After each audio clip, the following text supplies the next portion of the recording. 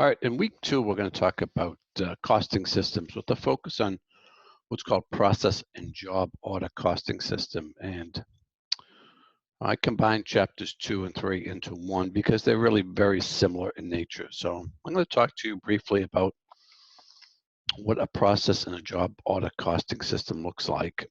And then I'd like you to participate in the discussion board sessions and complete the weekly quiz, which you can take multiple times. And also, I've added a new tool this week, which is Kahoot. So Kahoot, you can play at home. Just click on this link, and this can be give you feedback for your understanding of the concepts in chapters 2 and 3. So it's a voluntary assignment. It gives you an opportunity to review key terms and concepts and help you to reinforce your learning or improve your learning. It does give a score, but I don't track the scores. This is simply an at-home assignment to help you with your learning process.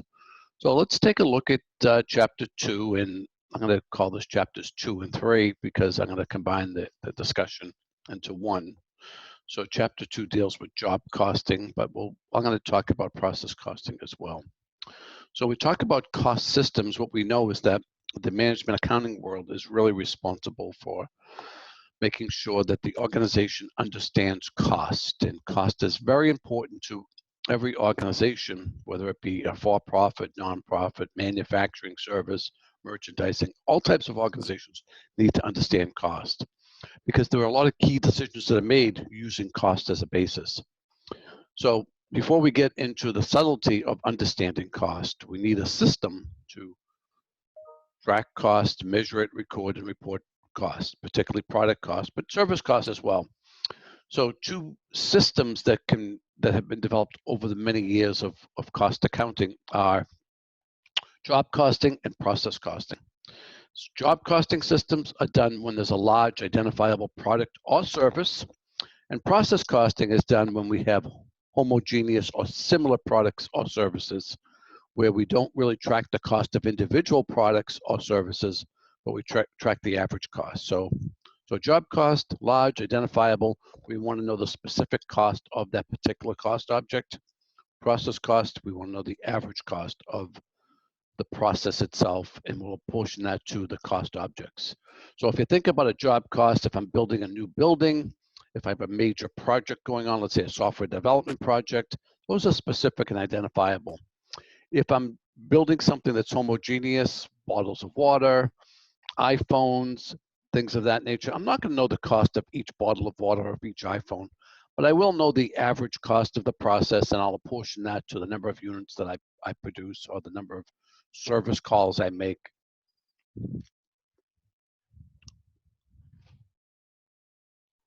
So when we talk about cost accounting systems, we have to measure, record, and report.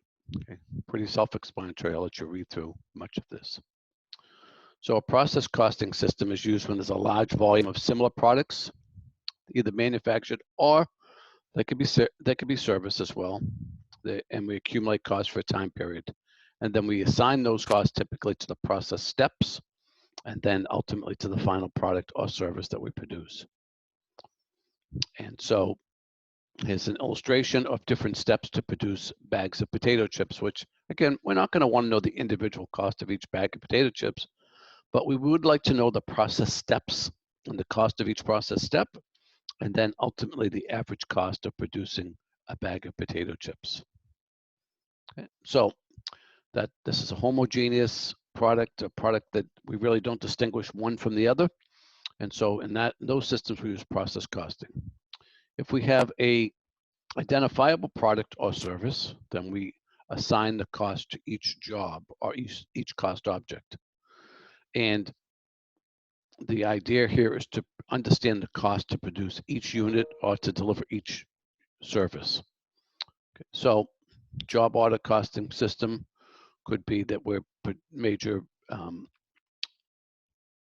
music score or a play or a film, building a building, making a customize airplane, things of that nature, we're going to use job order costing systems.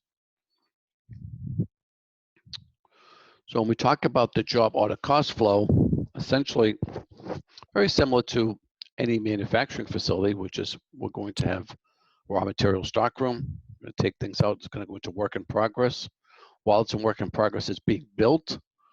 And then when it's finished, it goes into the finished goods inventory. During the time of raw materials, work in progress, and finished goods, it's on the balance sheet as an asset. And then when we sell that product, then we move it off the balance sheet and onto the income statement as cost of goods sold. So here's the flow. Here's the manufacturing cost as we accumulate them, raw materials, factory overhead, manufacturing overhead. As we start something down the manufacturing process, we first put in work in progress. This can sit there, for minutes, hours, days, sometimes months. It really depends on the product that we're building. And then when we're done, we credit work in progress account, we debit finished goods, and it sits there until it's sold. So these three areas, all the manufacturing costs, work in process, and finished goods, these are all on the balance sheet. When we sell it, it goes to the cost of goods sold item, which is on the income statement. So his raw material cost, when we buy them, we debit the raw material inventory, balance sheet item, credit accounts payable. As we incur factory labor, this is people that work directly on the product or services, we debit that account and credit these accounts. And manufacturing overhead, much the same. We debit the overhead account and then we credit the various categories of overhead. All right, so, all right, I'm going to skip through some of these. So basically with the job costing system, we have a job cost sheet. Right, so obviously this is done with technology now, not on a piece of paper. And we accumulate the costs for the cost object that we're building or the service that we're providing. So it does not have to be a product.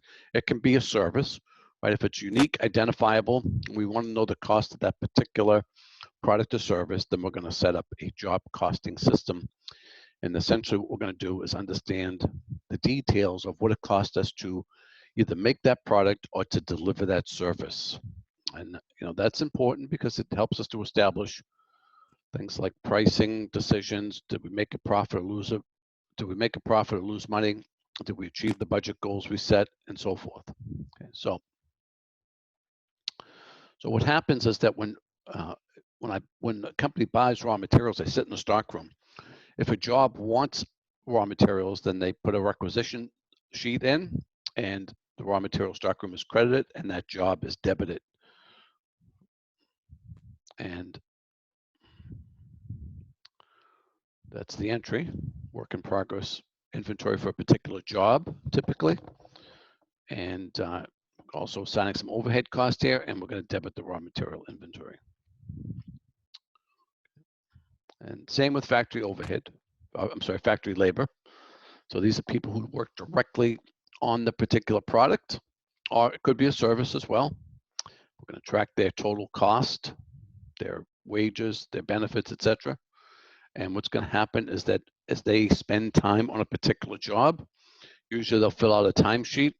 A timesheet will say the number of hours that each person has worked on a particular job, and his or her cost will be assigned to the particular job. Okay, so work in process and then factory labor. Okay, and then with overhead, same thing, right? We're going to figure out all the overhead costs, and typically there'll be a predetermined overhead rate for inventory tracking, and the predetermined overhead rate will be based on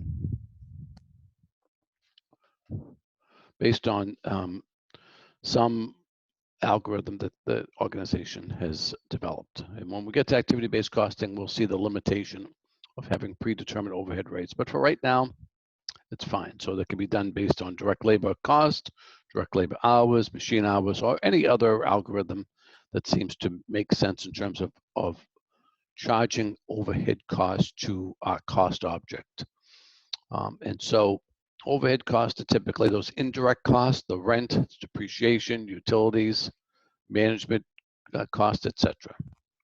Okay, so, all right, and so here's the flow. Okay. All right, and then ultimately, once we sell the product or service, we're going to debit the finished goods inventory. I'm sorry. Once we're done building the product, we're going to move it from work in progress to finished goods. Okay, so we credit work in process and we debit finished goods. And so here's a summary of the job order cost flow system. So one thing to keep in mind with a job order cost system is that each job has one work in process account and one finished goods inventory account. When we get to process costing, what you'll see is that it's very similar, except there are multiple work in process accounts, and those are broken down by the process steps. But in a job order costing system, there's only one work in process inventory account. Okay, so here's a flow into the job cost sheet. Okay, and it can also be done for service companies as well. So service companies, and we're increasingly a service world. So we want to know the cost of our cost objects, right? So it works very much the same. And then ultimately, when we sell the product or service, we debit our cost of goods sold, cost of goods manufactured, and we credit the finished goods inventory. So I want to talk a little bit about the process cost, some of the differences. So first of all, understand what process costing systems are. They're used when we have homogeneous, mass-produced products that we don't distinguish one from the other. Okay, so there's a variety of products that fall into that category. Soft drinks, barrels of oil, computer chips, etc. It was compared to job order costing systems where we want to know the cost of a specific cost object, an advertising project, a movie production, and so forth. Okay, so with process costing, very similar in difference. So cost assigned to each job in the job order costing, and in process cost, we assign cost to the process steps, and then we come up with an average. Might be using FIFO or LIFO or weighted average, but we average the cost to the products that we've produced in a particular period. Okay, so here's a job order costing system. One work in progress account, and in a process costing system, we typically have multiple, 2, 3, 5, 20, depends on the process, right? And the focus in the cost accounting world is to understand the cost of each process step. The cost accounting world in the job order costing system, we're going to focus on the cost of the particular job. And because if we manage, so in the process costing system, if we manage the cost of the process steps, it's going to result in the most efficient finished goods inventory. So you can see it's a very similar flow, except we have multiple process steps. We have multiple work in progress accounts here. Okay, so difference number of work in process accounts used. And then when we talk about job order costing, there's a lot of focus on the individual unit and managing the cost of that unit, where obviously that's not the case with process costing. So again, just a little more detail around that. All right, so I think those are the main things that I want to cover in job and process costing. I would strongly encourage you to review the video that I posted, and I'd also encourage you to do the Kahoot at-home exercise, and then participate in the discussion board and do the week 2 quiz. All right, thank you very much.